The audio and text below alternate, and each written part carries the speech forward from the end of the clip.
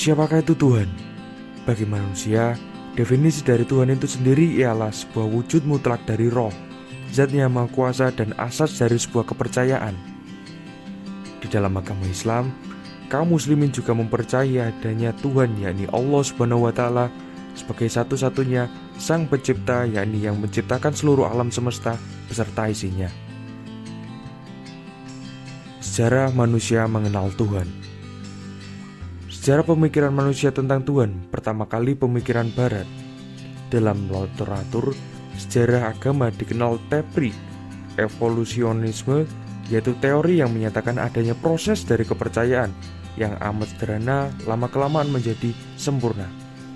Teori tersebut mula-mula dikemukakan oleh Max Muller, kemudian E.B. Taylor, Robertson Smith, Lubbock, dan Jevons.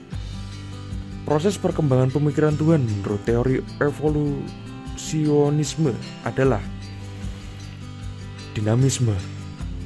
Menurut paham ini, manusia sejak zaman primitif telah mengakui adanya kekuatan yang berpengaruh dalam kehidupan. Mula-mula, sesuatu yang berpengaruh tersebut ditujukan pada benda. Setiap benda mempunyai pengaruh pada manusia. Ada yang berpengaruh positif dan ada pula yang berpengaruh negatif.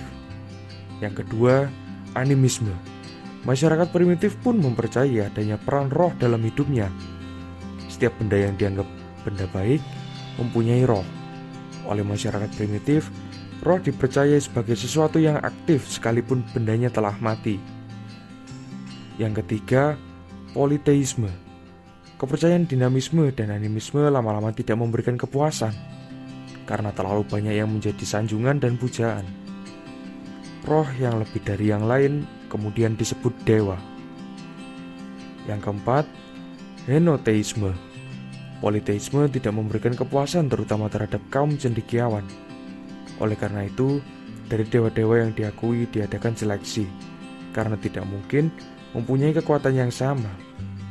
Lama-kelamaan, kepercayaan manusia meningkat menjadi lebih definitif atau tertentu. Satu bangsa hanya mengakui satu dewa yang disebut dengan Tuhan. Namun, manusia masih mengakui Tuhan. Kepercayaan satu Tuhan untuk satu bangsa disebut dengan henoteisme, Tuhan tingkat nasional. Yang kelima, monoteisme. Kepercayaan dalam bentuk henoteisme melangkah menjadi monoteisme. Dalam monoteisme, hanya mengakui satu Tuhan untuk seluruh bangsa dan bersifat internasional. Bentuk monoteisme ditinjau dari filsafat ketuhanan terbagi dalam 3 paham, yaitu deisme, panteisme, dan teisme. Pemikiran umat Islam. Pemikiran terhadap Tuhan yang melahirkan ilmu tauhid, ilmu kalam, atau ilmu ushuluddin di kalangan umat Islam timbul sejak wafatnya Nabi Muhammad SAW. Secara garis besar, ada aliran yang bersifat liberal, tradisional, dan ada pula yang bersifat di antara keduanya. Sebab timbulnya aliran tersebut adalah karena adanya perbedaan metodologi dalam memahami Al-Quran dan hadis dengan pendekatan kontekstual sehingga lahir aliran yang bersifat tradisional. Tuhan menurut agama Islam, pengajian manusia tentang Tuhan yang hanya didasarkan atas pengamatan dan pengalaman serta pemikiran manusia tidak akan pernah benar. Sebab Tuhan merupakan sesuatu yang gaib, sehingga informasi tentang Tuhan yang hanya berasal dari manusia biarpun dinyatakan sebagai hasil renungan maupun pemikiran rasional tidak akan benar. Eksistensi keberadaan Tuhan melalui temuan rancangan DNA.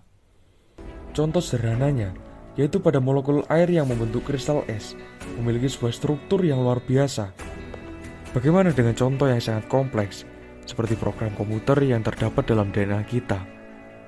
Apakah informasi ini terbentuk hanya kebetulan belaka? Salah satu temuan sains yang merupakan milestone bagi umat manusia adalah keberhasilan untuk memetakan seluruh kode DNA manusia yang dikerjakan selama 1 dekade oleh sebuah tim ilmuwan internasional yang selesai pada tahun 2000. Kerja tim ini berdasar pada hasil penelitian Francis Crick dan James Watson. Dia menemukan struktur DNA pada tahun 1953. DNA tersusun oleh 4 molekul kimia yang membentuk double helix, yaitu adenin, sitosin, guanin, dan timin, yang kemudian disingkat dengan alfabet ACGT. Molekul ini tersusun berurutan yang memanjang seperti benang berukuran sangat kecil yang terletak pada inti sel organisme, yang apabila benang DNA ini dibentangkan, maka panjangnya kurang lebih 2 meter. Hasil kerja tim yang dikenal Human Genome Project mengungkapkan bahwa DNA manusia tersusun dari 3 miliar rangkaian huruf kimia ACGT yang mengandung informasi tentang instruksi yang mengendalikan fungsi dari sebuah makhluk hidup. Bahasa DNA memiliki konstruksi yang sama, struktur dasarnya terdiri dari 4 susunan huruf kimia ACGT, di mana variasi susunan yang berbeda mengandung instruksi spesifik bagi sel untuk menghasilkan protein bagi pembentukan organ-organ tubuh makhluk hidup. Manusia bahkan mempunyai kecenderungan akan menentukan penyakit yang diderita. DNA juga mengendalikan aktivitas lain seperti reaksi kimia dalam tubuh, instruksi untuk memperbaiki diri, serta instruksi untuk mewariskan DNA ke generasi berikutnya melalui reproduksi, sehingga informasi tidak hilang setelah sebuah sel mati. Semua fungsi tersebut dilakukan dengan kecepatan yang sangat tinggi pada saat kita tidak menyadarinya. Hal lain yang menarik adalah DNA yang terletak dalam setiap sel yang membentuk seluruh bagian tubuh makhluk hidup membawa komponen kode DNA yang lengkap. Namun, kalau sel tersebut membentuk organ tertentu, maka komponen DNA yang aktif adalah hanya untuk organ tersebut. Jadi, kode pembentuk organ mata hanya akan aktif apabila DNA tersebut berada pada sel yang membentuk organ mata. Para ahli menjelaskan bahwa di dalam sel ada semacam mesin yang membaca rangkaian kode. Kode ini yang bertugas untuk memastikan instruksi yang tepat dilaksanakan hanya pada tempat yang tepat. Jadi, sel mata tidak akan tumbuh pada organ telinga dan juga sebaliknya. 3 miliar huruf kimia yang menyusun DNA membawa informasi yang sangat besar dan sangat kompleks. Total abjad tersebut, jika ditulis dengan kecepatan 1 huruf per detik, dilakukan dalam 8 jam sehari, maka diperlukan waktu 50 tahun untuk menyelesaikan semua rangkaian kode DNA. DNA merupakan teknologi penyebaran informasi yang paling efisien karena dalam ukuran molekular dapat menyimpan 3 miliar bit informasi. Jadi rancangan DNA tersebut memerlukan intelektual di baliknya. Maka sebuah kode informasi yang sangat besar dan kompleks yang berfungsi seperti sebuah komputer tidak mungkin dihasilkan dengan sebuah proses acak yang tidak dikendalikan, tapi tentunya dengan sebuah kekuatan programmer yang agung, yang super intelektual. Presiden Bill Clinton ketika mengumumkan hasil kerja dari Human Genome Project kepada publik dengan penuh kekaguman mengatakan, "Hari ini kita mempelajari bahasa yang dipakai oleh Tuhan untuk membentuk kehidupan."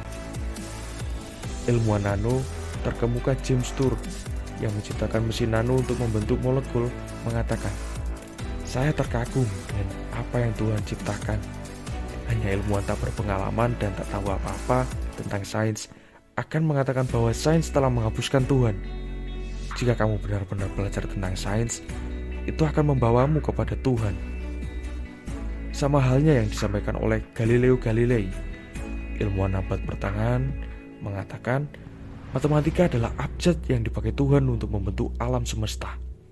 Dari temuan DNA, kita tahu bagaimana Tuhan menuliskan kehidupan. Terima kasih telah memperhatikan penjelasan kami. Jika ada kurang, datangnya dari kami, dan jika ada lebihnya, datangnya dari Allah Subhanahu wa Ta'ala.